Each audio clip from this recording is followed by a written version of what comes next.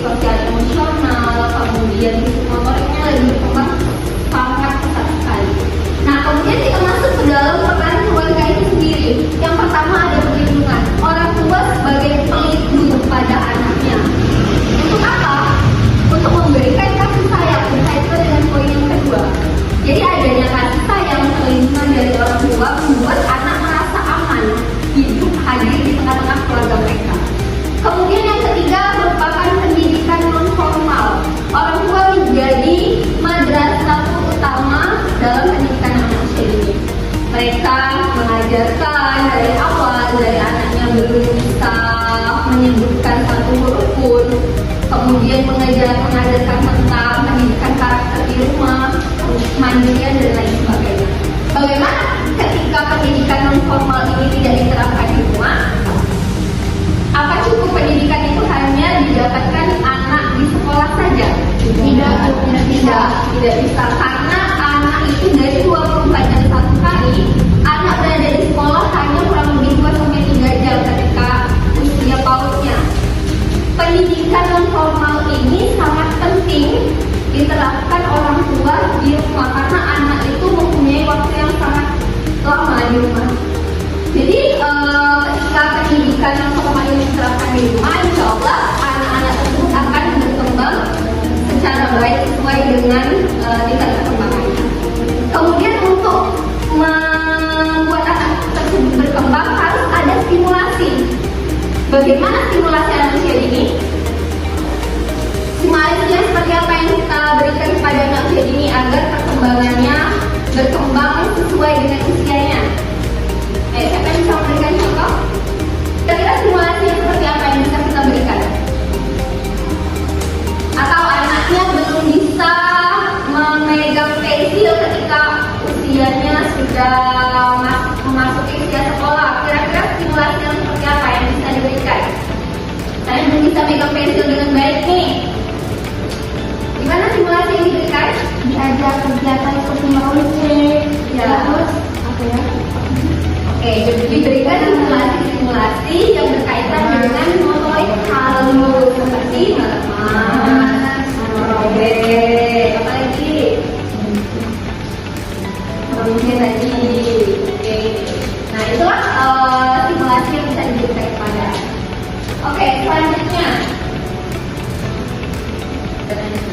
Kemudian pengasuhan dan disiplin positif. Disiplin di sini, disiplin yang seperti apa yang bisa kita terapkan pada anak usia ini? Tidur tidak boleh lama-lama. Minimal pembiasaan dari jam tidurnya, kemudian jam belajarnya, jam makannya, jam bermainnya, itu harus diatur sejak usia dini. Ketika itu tidak diterapkan sejak usia dini, maka dampaknya akan berkelanjutan. Anak jadi tidak teratur tidurnya, makannya juga tidak teratur dan lain sebagainya. Era modern atau era digital sekarang ini, anak-anak Gen Z biasanya disebut. Ini beberapa tantangan pada pendidikan anak dan keluarga. Yang pertama, keluarga sibuk dan waktu terbatas. Nah, maksudnya di sini keluarga sibuk seperti apa? Misalnya orang tuanya bekerja, tidak ada waktu untuk anaknya. Kemudian kedua, pengaruh media dan teknologi. Ya, itu sangat berpengaruh sekarang, apalagi di era yang segalanya menggunakan teknologi seperti sekarang, handphone. Itu ada dampak positif dan negatifnya untuk anak usia dini. Dampak positifnya seperti apa? Banyak anak yang menjadi Ya, dan itu salah satu dampak negatifnya. Kalau dampak positifnya kira-kira apa? belajar tentang misalnya bahasa teknik, Ya, anak tersebut kadang ada dua kemungkinan ketika penggunaan teknologi tersebut. Ada tadi karena ada anak yang delay, tapi ada anak yang bisa jadi pintar. Ini ada jenis-jenis pola asuh yang diterapkan orang tua. Pola asuh dalam keluarga itu pertama ada pola asuh otoriter, kemudian pola asuh permisif, dan ketiga pola asuh yang demokrasi. Pola asuh otoriter ini orang tua cenderung cenderung keras, mengekang dan membatasi anak usia dini tersebut. Kemudian kalau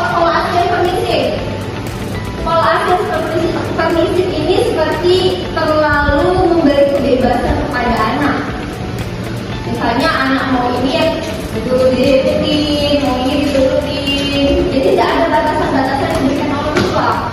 Kemudian yang ketiga, pola asuh demokratis, pola asuh yang mengajak anak untuk diskusi.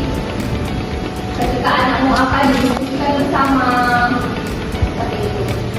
Oke.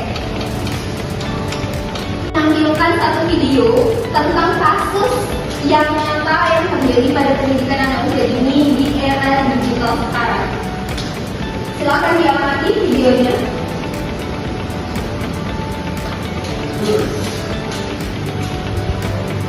Tolong matikan.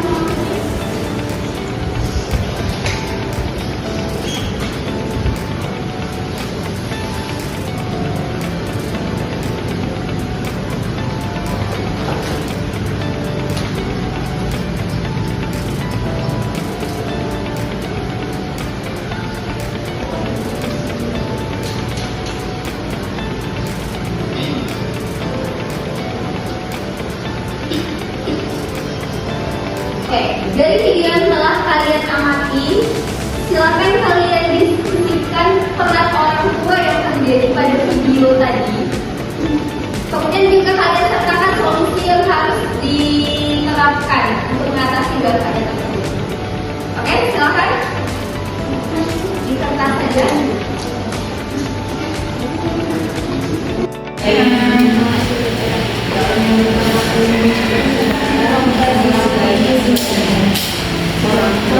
Interaksi sama orang tua.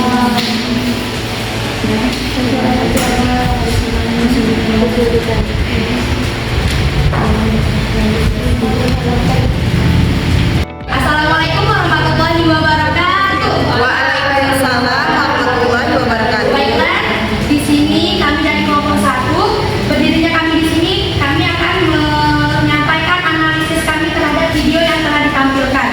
Menurut kelompok kami, hasil diskusi kelompok kami dari video tersebut, masalahnya dari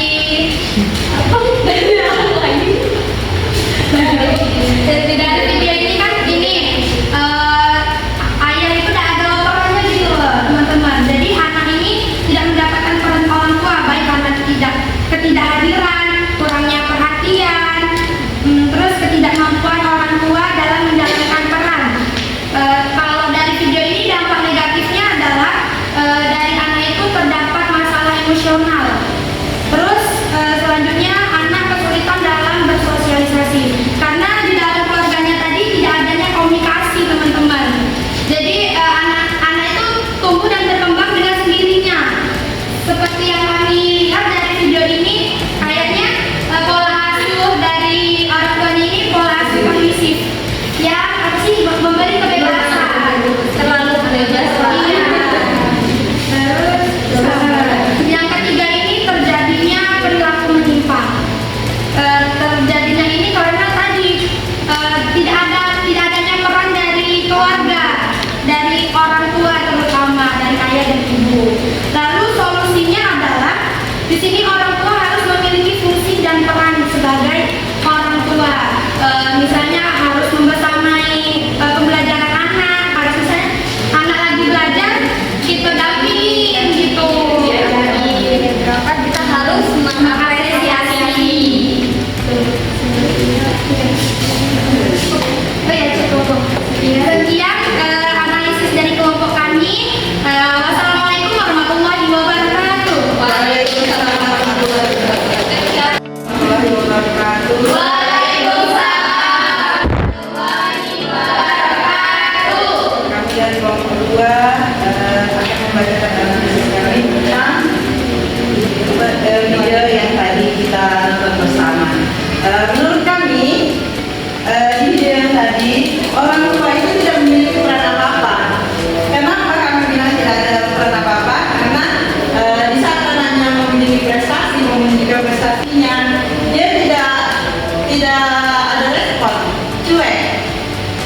Jadi menurut kami peran orang tua itu tidak ada di video itu, dan solusi dari kami sebagai orang tua harusnya dia ada saat anaknya sedang berprestasi, di saat anaknya down, dan berkomunikasi. Komunikasi yang paling penting. Mungkin dari kami cukup sekian. Assalamualaikum warahmatullahi wabarakatuh.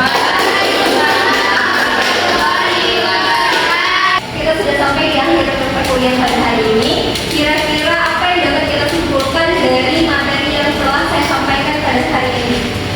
Ada yang bisa mengungkapkan pendapatnya tentang merangkum semua kesimpulan pada siang hari ini? Silakan. Boleh Bu? Oke, silakan. Oke. Kesimpulan yang baik, terima kasih. Menurut saya, kesimpulannya adalah pola asuh anak usia dini dalam keluarga sangat pola asuh yang diterapkan baik itu otoriter, demokratis, permisif atau pengabaian akan sangat berpengaruh mempengaruhi karakter, kepribadian dan perkembangan sosial anak. Pola asuh yang baik seperti demokratis akan menumbuhkan kemandirian, kepercayaan diri dan kemampuan bersosialisasi pada anak.